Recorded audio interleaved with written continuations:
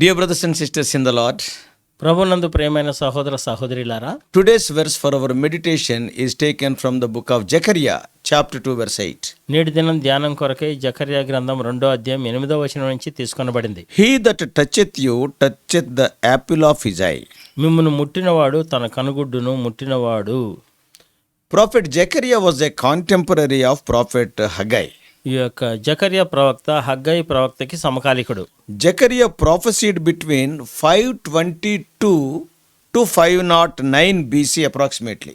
ఈయన దాదాపు క్రీస్తుపూర్వం 522 నుంచి క్రీస్తుపూర్వం 509 సంవత్సరం వరకు దాదాపు ఈయన ప్రవచించాడు. We know from the scriptures that Persian Emperor Cyrus defeated the Babylonians. మనకందరికి బాగా తెలుసు కదా, ఈ యొక్క బబులోని చక్రవర్తుల్ని ఈ యొక్క కోరేష్ రాజు ఓడిస్తూ వచ్చాడు. He is a Persian emperor. ఆయన పర్షియా చక్రవర్తి. As per the prophecy of prophet Isaiah, యెషయా ప్రవక్త చెప్పినటువంటి ప్రవచనాన్ని బట్టి Emperor Cyrus allowed the Jews to return to their own land in 538 BC.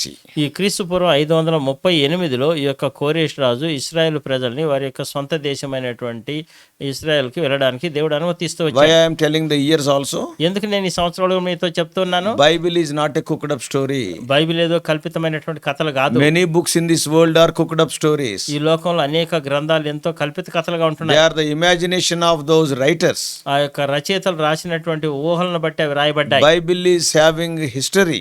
బైబిల్కి చరిత్ర కలిగి ఉంది. So here Emperor Cyrus allowed the Jews to return to their land to rebuild the temple in 538 BC. క్రీస్తుపూర్వం 538 సంవత్సరంలో ఈ కోరేషు చక్రవర్తి యూదుల్ని తిరిగి వారి యొక్క దేశానికి వెళ్ళి దేవాలయాన్ని కట్టుకోమని చెప్పి ఆయన అనుమతి ఇచ్చి విడిపించాడు. Many Jews who were in exile, they started returning to Jerusalem. ఈ చెరలో ఉండేటటువంటి అనేక మంది యూదులు వారు ఇశ్రాయేలుకు వెళ్ళడానికి వారు తిరిగి ప్రయాణమయ్యారు. Zerubbabel was the governor at that time, ఆ సమయంలో జెరుబ్బాబెలు ఆయన గవర్నర్ గా ఉంటూ and he వచ్చాడు. was the main leader in rebuilding Jerusalem. ఆ యెరూషలేముని తిరిగి కట్టడంలో ఆయన ప్రాముఖ్యమైనటువంటి నాయకుడిగా ఉంటూ వచ్చాడు. So rebuilding of the temple started in 536 BC. క్రీస్తుపూర్వం 536లో ఈ యొక్క తిరిగి కట్టడం అనేది ప్రారంభమైంది. And it was completed in 516 BC, 20 years. 20 సంవత్సరాలు పట్టింది. క్రీస్తుపూర్వం 516 సంవత్సరంలో అది పూర్తి చేయబడింది. Zerubbabel and Joshua the high priest led the Jews in finishing and rebuilding the temple. ఆ యొక్క దేవాలయాన్ని కట్టడము పరిపూర్తి చేయడంలో ఈ యొక్క జెరుబ్బాబెలు తర్వాత యాజకుడైనటువంటి యెహోషువ వారు నాయకత్వం వహిస్తూ వచ్చారు. Zechariah had almost 9 to 10 visions pertaining to various events.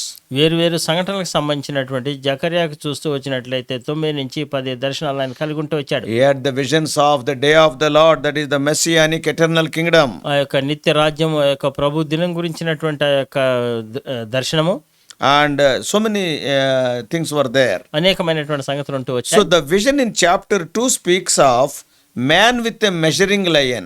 ఇక్కడ చూస్తూ వచ్చినట్లయితే 2వ అధ్యాయంలో ఉండేటటువంటి యొక్క దర్శనం చూస్తూ వచ్చినట్లయితే ఈ యొక్క మనుషుడు కనబడేటటువంటి ఈ యొక్క సింహముతో No, lion, L-I-N-E. గీత Measuring lion, scale. ఈ యొక్క కొలబద్ద స్కేలు.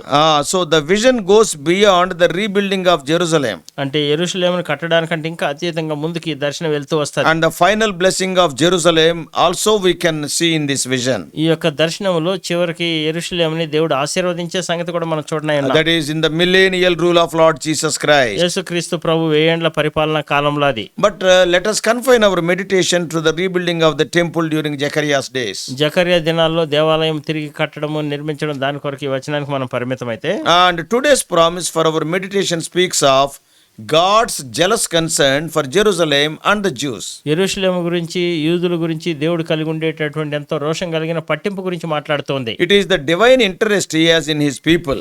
ఎంతో దైవికమైనటువంటి శ్రద్ధ తన ప్రజల పట్ల దేవుడు కలిగి ఉంటూ ఉన్నాడు. He identified Jews and himself with his people.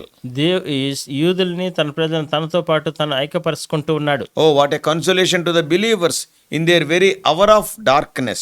ఎంతో కఠినమైనటువంటి చీకటి పరిస్థితుల్లో ఉండేటటువంటి గడియల్లో ఉండే విశ్వాసులకు ఎంత ఆదరకరమైనటువంటి మాటలు. During the days of జకర్యా దినాల్లో when Emperor Cyrus gave permission to all the Jews to return to Jerusalem to rebuild the temple, ఆ యొక్క చక్రవర్తి అయినటువంటి కోరేషు యూదులైనటువంటి వారందరినీ తిరిగి వెళ్ళి వారి యొక్క దేవాలయాన్ని కట్టుకోమని చెప్పి అనుమతి ఇచ్చినప్పుడు చూసినప్పుడు sad to say only few people returned to the promised land. ఎంతో విషాదకరమైనటువంటి సంగతి ఏంటంటే కొద్దిమంది మాత్రమే తిరిగి వెళ్తూ వచ్చారు. They felt comfortable in Babylon due to their 70 years stay there. 70 సంవత్సరాలు అక్కడే వారు ఉండిపోతూ వచ్చారు కాబట్టి బబులోన్లో ఉండడమే ఎంతో సురక్షితంగా కొంతమంది భావించారు. Yeah, many times it happens like that. చాలా సందర్భాల్లో మనకు కూడా అట్లే If జరుగుతుంది. you are staying in a place for 70 years నువ్వు ఒకవేళ ఒక ప్రదేశంలో 70 ఏళ్ళు ఉంటే and though some difficulties are there, కొన్ని కష్టాలు ఉన్నప్పటికి కూడా instead of going to a new place, you will prefer the old place only. నువ్వు నూతనమైనటువంటి స్థలానికి వెళ్ళడానికి బదులుగా నువ్వు పాత స్థలంలోనే ఉండడానికి ఇష్టపడతావు. They refused to endure the challenges in rebuilding the temple. దేవాలయాన్ని కట్టడంలో ఎదురయ్యేటటువంటి సవాల్ని ఎదుర్కోవడానికి వారు ఇష్టపడలేదు. Even today we see the same situation in the church.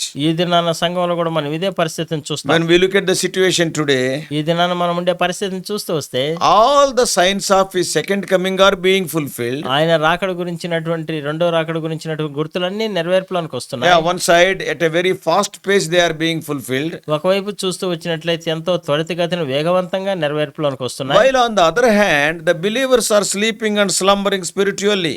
ఇంకొక వైపు చూస్తూ వచ్చినట్లయితే విశ్వాసులు ఆత్మీయంగా సోమరులై నిద్రపోతూ ఉన్నారు. Their eyes are not on the things which are above. అంటే పైన ఉండేటటువంటి సంగతుల మీద వారి యొక్క దృష్టి లేదు. In these last days, ఈ అంత్య దినాల్లో their prime desire is to earn earthly possessions and amass wealth. వారు ఏం చేయాలనుకుంటున్నారంటే భూ సంబంధమైనటువంటి సంగతుల్ని ఆస్తిపాస్తుల్ని ఎంతో విస్తారమైన ధనాన్ని సమకూర్చుకోవాలని. Christians, even many God's messengers also, they are running after money, name, fame and popularity, etc. క్రైస్తవులే కాదు, దేవుని సేవకులు, దేవుని ప్రజలను చెప్పబడేటటువంటి వారు కూడా ధనము, పేరు, ప్రఖ్యాతి, పరపతిముడు పరిగెత్తూ ఉన్నారు. There is no concern for God's work. దేవుని యొక్క పని మీద పట్టింపు లేదు. But few are working, no doubt, day and night for God. నిస్సందేహంగా దివారాత్రులు కొంతమంది పని చేస్తూ ఉన్నారు. We are so thankful unto the Lord for such upright workers. అటువంటి యథార్థమైనటువంటి నీతిపరులైనటువంటి పనివారిని బట్టి దేవుడి కృతజ్ఞతలు. They are like the people who returned to Jerusalem to rebuild the temple in spite of all the odds. అంటే ఎన్నో కష్టాలు, ఎదిరింపులు, సవాళ్లు ఉన్నప్పటికీ యెరూషలేముకు తిరిగి వచ్చి దేవాలయాన్ని కట్టడానికి పూనుకున్నటువంటి యూదులతో వారు సమానంగా ఉంటున్నారు. To such people God is telling, అటువంటి ప్రజలతో దేవుడు అంటున్నాడు, see, the promises of God are not for everybody. దేవుని యొక్క వాగ్దానాలు ప్రతి ఒక్కరికి కాదు. If you settle in Babylon and I am very happy, if you are running after name and fame, you cannot claim these promises. Though you claim, they will not be fulfilled. ఒకవేళ నువ్వు బబులోన్లోనే ఉండి ఎంతో సురక్షితంగా, సుఖంగా, సౌఖ్యంగా నేను ఇక్కడ ఉన్నానని చెప్పి నువ్వు ఆ వాగ్దానాలు కోరుకున్నా కూడా నీ జీవితంలో నెరవేర్పులోనికి You Rao. cannot have both the worldly prosperity and eternal rewards. నీవు ఒక ఏకకాలంలో భూ సంబంధమైనటువంటి వృద్ధి, అభివృద్ధి, తర్వాత నిత్యమైనటువంటి వాగ్దానాలు, స్వాస్థ్యం కావాలంటే కుదరదు. Yeah, when you do like that, people may think that you are very intelligent. ఆ విధంగా నువ్వు చేసేటప్పుడు ప్రజలు అనుకోవచ్చు చాలా తెలివైన వ్యక్తి అని. But to the rich man only God said, "Oh fool."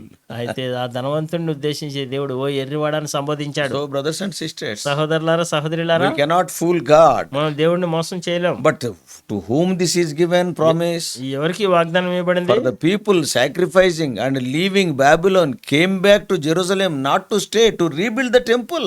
అయితే ఎవరైతే బబులోన్లో ఉండేటటువంటి సుఖాన్ని, సౌఖ్యాన్ని త్యజించి వద్దని చెప్పి యెరూషలేముకి తిరిగి వచ్చేదో అక్కడ ఉండాలని కాదు వారు వచ్చింది, దేవాలయాన్ని కట్టాలని వచ్చారు. Everything is in ruins. అదే ప్రతి ఒక్కటి పాడైపోయింది. It is like a heap of mountain. అది అక్కడ చూసినట్లయితే పాడు దెబ్బగా అయిపోతూ Oh, వచ్చింది. so when Zerubbabel saw it, యెరుబ్బయలు దాన్ని it చూసినప్పుడు is like a mountain, the heap of stones are there. అక్కడ చూస్తూ వస్తే రాళ్ల కుప్పు ఉంది, అదొక పర్వతంలా కనిపిస్తుంది. So that's why to such people, అటువంటి వారితో so they have come back to Jerusalem not to enjoy, to rebuild. వారు యెరూషలేముకి తిరిగి వచ్చింది ఏదో సంతోషించి ఆనందించాలని కాదు, తిరిగి కట్టాలని వచ్చారు. And for them God is telling, వారితో దేవుడు అంటున్నాడు, he that toucheth you toucheth the apple of my eye. మిమ్మును ముట్టినవాడు తన కనుగుడ్డు ముట్టిన వాడితో సమానుడని. It is indeed a remarkable expression. అది ఎంతో అసమానమైనటువంటి మాట. అది Man of God G. Brooks said like this. G Brooks అనే దైవజనుడు ఈ విధంగా చెప్తూ వచ్చాడు. 5 important things he told about this verse. ఈ వచనం గురించి 5 ప్రాముఖ్యమైనటువంటి సంగతులు చెప్తూ వచ్చాడు. Number 1, మొట్టమొదటిది intimate union. అంటే అత్యంత చొరవగా ఉండేటటువంటి సన్నిహితంగా ఉండే ఐక్యత. Today's verse for our meditation shows that we are very near and dear unto him. ఈ దినాన మనం ధ్యానం చేస్తున్నటువంటి వచనం మనం చూస్తూ వచ్చినట్లయితే మనం ఆయనకి ఎంతో అత్యంత ప్రియమైనటువంటి వారం కాదు మాత్రమే కాదు కానీ అత్యంత సన్నిహితంగా సమీపంగా ఉన్నటువంటి వారం. He is not comparing us there either with a leg or a hand. ఆయన ఏదో కాలు చేయితో పోల్చడం లేదు కానీ He says that we are the apple of his eye. మనము కంటి పాప అంటున్నాడు ఆయన. Eye is a very important organ in the human body. మానవ దేహంలో చూస్తే కన్ను చాలా ప్రాముఖ్యమైనటువంటి అవయవం. It is the light of the body. అది శరీరం అంతటికి దేహం అంతటికి వెలుగది. When eye itself is so important, ఈ యొక్క కన్నే అంత ప్రాముఖ్యమైనప్పుడు what about the apple of eye? ఈ యొక్క కన్నుగుడ్డు లోపలుండే కంటిపాప ఇంకెంత ప్రాముఖ్యమైనది. Yeah, this speaks of our intimate and valuable union with God. ఇది మనకి దేవునికి అత్యంత సమీపంగా ఉండేటటువంటి ఎంతో విలువైనటువంటి ఐక్యతను గురించి మాట్లాడుతోంది. That is the first thing. అది మొట్టమొదటి సంగతి. Secondly, రెండవది high appreciation. ఎంతో గొప్ప మెచ్చుకోలు. We have seen that is eye is a very important organ. ఇప్పుడే మనం చూస్తూ వచ్చాం కదా, కన్ను అనేది చాలా ప్రాముఖ్యమైనటువంటి అవయవం అని. It is an organ of very high value. ఎంతో అత్యంత విలువ కలిగినటువంటి అవయవం అది. Even without a hand or leg, we can live happily. మనము కాలు చేయలేకున్నా ఎంతో సుఖంగా జీవించవచ్చు కానీ But it becomes very difficult without eyes. అయితే కళ్ళు లేకుండా ఉంటే చాలా చాలా కష్టం. Here, Lord is giving a very high value to those who are true laborers in his vineyard. అయితే తన ద్రాక్షవనంలో యథార్థంగా నిజంగా పనిచేసేటటువంటి వారికి ఎంతో ఎక్కువ విలువ దేవుడు ఇస్తూ ఉన్నాడు. If you read in the book of Isaiah 52 verse 7, యెషయా గ్రంథం 52:7 వచనంలో మనం చూస్తూ it is వచ్చినట్లయితే written like this. ఈ విధంగా రాయబడింది. How beautiful upon the mountains are the feet of him that bringeth good tidings, that publish peace, that bringeth good tidings of good, that publisheth salvation, that saith unto Zion, thy God reigneth. సువార్త ప్రకటించుచు సమాధానము చాటించుచు సువార్తమానం ప్రకటించుచు రక్షణ సమాచారం ప్రకటించు వాని పాదములు నీ దేవుడు ఏలుచున్నాడని సీయోనుతో చెప్పుచున్న వాని పాదములు పర్వతముల మీద ఎంతో సుందరములై ఉన్నవి. Now my question is, ఇప్పుడు నా ప్రశ్న ఏంటంటే, if the feet are so beautiful, what about the eye? అయితే పాదములు ఎంతో సుందరములైనవంటే కన్ను మాట ఏంటి? So today's verse speaks of the high appreciation God has for his true workers. తన నిజమైనటువంటి పనివారి విషయమై దేవుడు ఎంతో ఎక్కువ మెప్పుకోలు కలిగి ఉంటూ ఉన్నాడు. So this is the second thing. ఇది రెండో సంగతి. First thing is intimate union. మొట్టమొదటిగా చూస్తూ వచ్చినట్లయితే అత్యంత సమీపమైనటువంటి దగ్గరైనటువంటి ఐక్యత. Secondly, high appreciation, the value he is giving. రెండోదిగా చూస్తూ వచ్చినట్లయితే ఎంతో అత్యంత విలువ గౌరవం అది. And thirdly, మూడోది earnest attention. God wanted to pay attention. అంటే దేవుడు ఎంతో జాగ్రత్తగా ఆయన దాని మీద దృష్టి పెడుతున్నాడని. Why? ఎందుకు? Though eyes are very important parts, they are weak. కళ్ళు ఎంతో ప్రాముఖ్యమైనటువంటి అవయవాలైనా అవి ఎంతో బలహీనమైనవి. They are tender and very sensitive organs. అవి ఎంతో సున్నితమైనటువంటి అవయవాలు అవి. They will get easily hurt by the least of the things. అయితే ఈ లోకం నుండి చిన్న చిన్న సంగతులకి ఎంతగానో అతి సునాయాసం గాయపరచబడతాయి. The pupil of eye is the tiny opening of the iris that lets in the light. అయితే ఈ కంటి పాప ఉంటుంది చూసారా, దాని మీద ఉండేటటువంటి ఈ యొక్క ఐరిష్ ఉంటుంది, అది తెలుసుకున్న తర్వాత దాని లోపలికి వెలుగు ప్రవేశిస్తుంది. And it is a very delicate and a very vital organ. అది ఎంతో ప్రాముఖ్యమైనటువంటిది మాత్రమే కాదు, ఇది ఎంతో సున్నితమైనటువంటి అవయవం అది. What does it mean? ఏంటి దాని అర్థం? It speaks of the feeble state of God's people in the world. అంటే లోకంలో దేవుని యొక్క ప్రజలు ఎంత బలహీనులు అనేటటువంటి సంగతి. No doubt they are very dear and precious to God. నిస్సందేహంగా దేవునికి ఎంతో అత్యంత సమీపమైన వారు, ప్రశస్తమైన వారే. But they are in a very feeble state, very sensitive state. అంత మాత్రమే కాకుండా వారు ఎంతో బలహీనమైనటువంటి వారు, ఎంతో సున్నితమైనటువంటి స్థితిలో ఉన్నారని. That's why the scripture is telling. అందుకే లేఖనాలు తెలియజేస్తున్నాయి. Whatever injury is done to them, God reckons as it is done to himself. ఏదైతే వారికి గాయం చేయబడుతుందో దేవుడు తనకే స్వయంగా గాయం చేసినట్టు దేవుడు అనుభూతి చెందుతాడు. Yeah, we all know example that Saul of Tarsus was persecuting and beating the believers. మనకందరికి బాగా తెలుసు కదా, తార్సువాడు అయినటువంటి సౌలు విశ్వాసాలను కొడుతూ హింసిస్తూ ఉన్నప్పుడు But what the Lord said ప్రభు ఏమంటున్నాడు? in Acts 9:4-5, we all know.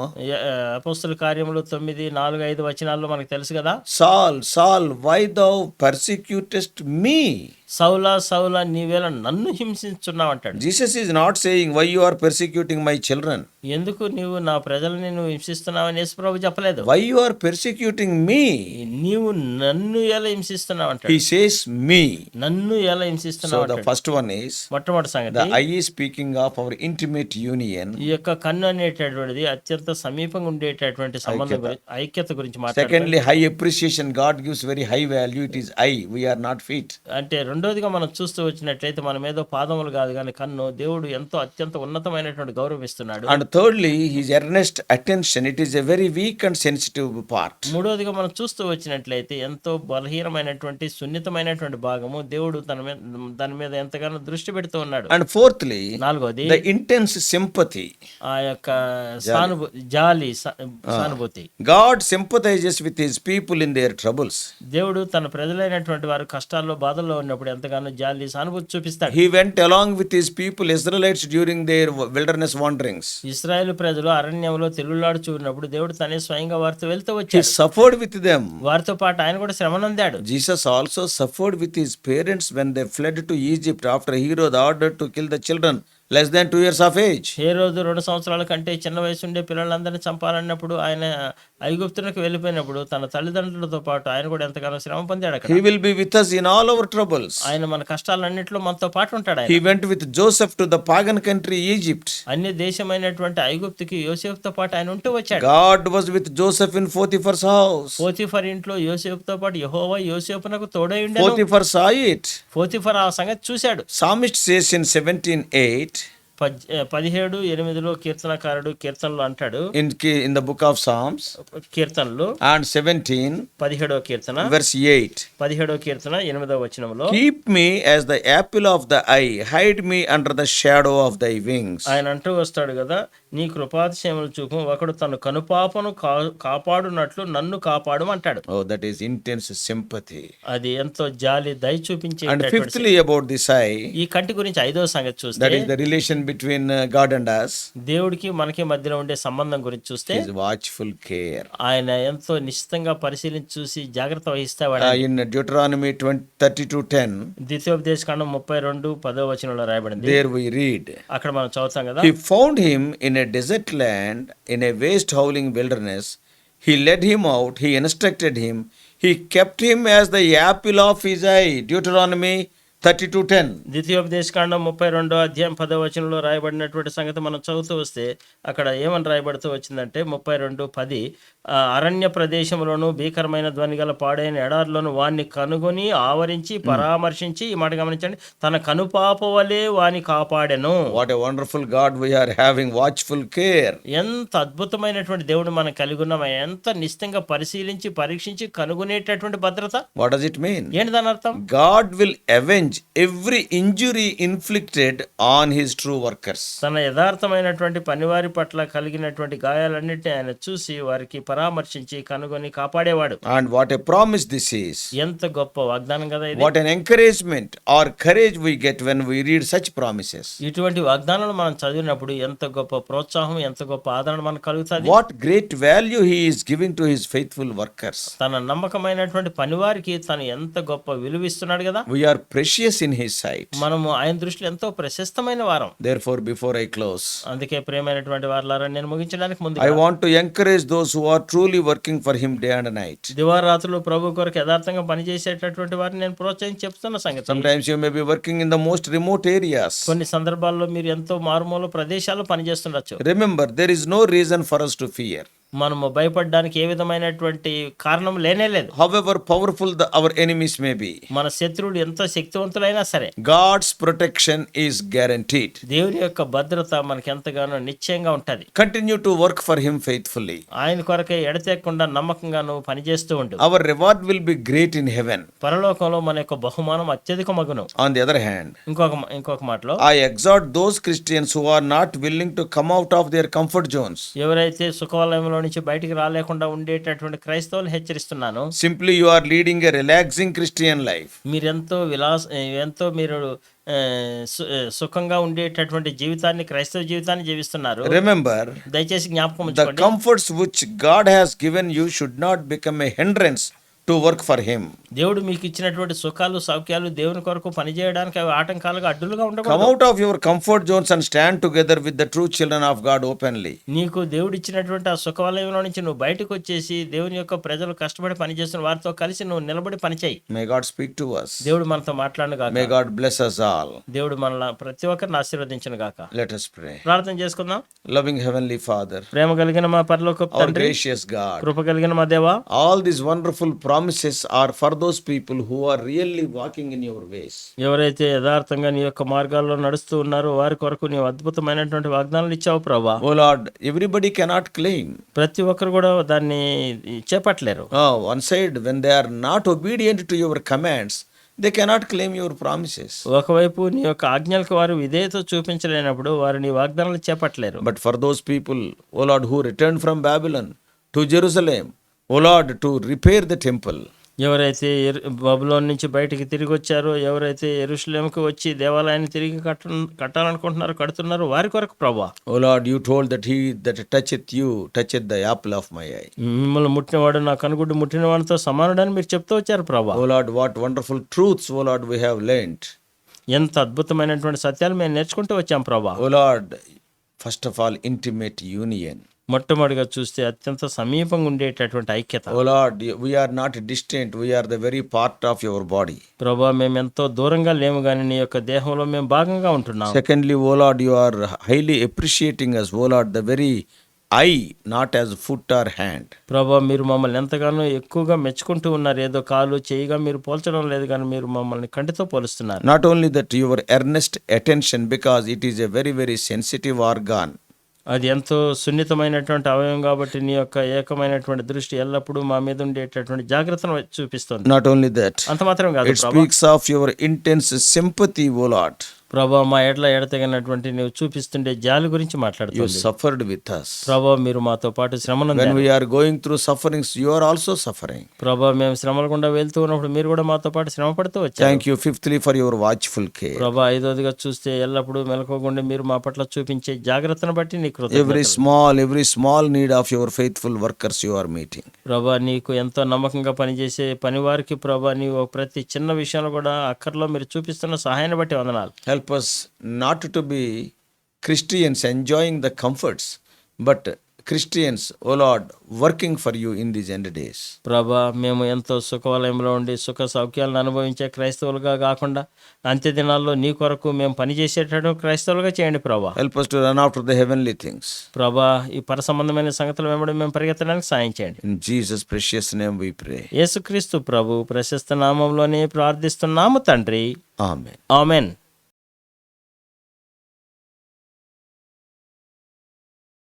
God bless you all. Please subscribe for more spiritual messages to the YouTube channel John Victor Telugu Messages.